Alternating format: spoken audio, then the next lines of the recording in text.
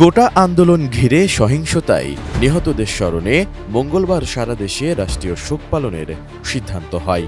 এদিন জনগণকে কালো ব্যাজ ধারণ করার আহ্বান জানায় সরকার।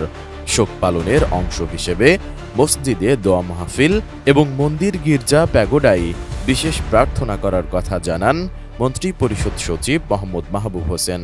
তবে সরকার ঘোষিত রাষ্ট্রীয় শোক প্রত্যাখ্যান করে নতুন কর্মসূচি ঘোষণা করেছে বৈষম্য বিরোধী ছাত্র আন্দোলন।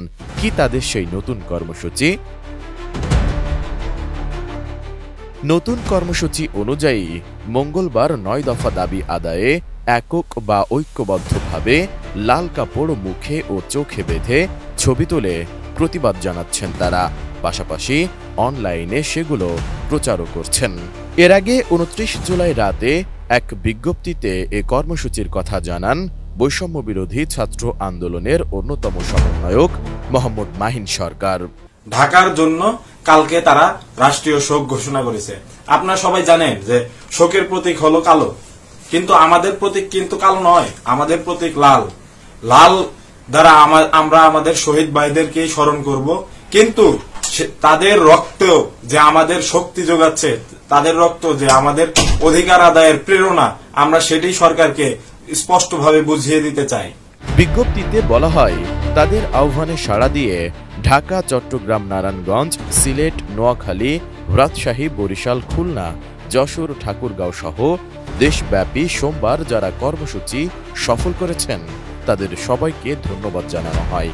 একই সঙ্গে বৈষম্য বিরোধী ছাত্র আন্দোলনের দাবিগুলোর সঙ্গে সংহতি প্রকাশ করার জন্য শিক্ষক, সাংবাদিক, বুদ্ধিজীবী, পেশাজীবী, শ্রমজীবী ও গণমানুষের প্রতি বিশেষ কৃতজ্ঞতা জানানো হয়। ডিজাইন, এলিগেন্স, বিউটি, সেরা পণ্য সবার জন্য জেভিকো।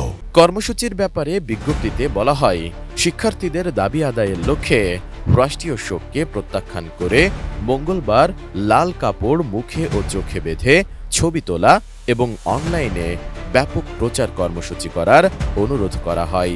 সেই সাথে দেশের সব বিশ্ববিদ্যালয়, কলেজ, স্কুল, মাদ্রাসা সহ সকল শিক্ষা প্রতিষ্ঠানের শিক্ষার্থী ও আপামর জনসাধারণের কাছে আকুল আবেদন জানানো হয় যাতে একটি নিরাপদ বাংলাদেশ গড়তে তাদের কর্মসূচি সফলে সহযোগিতা করা হয়।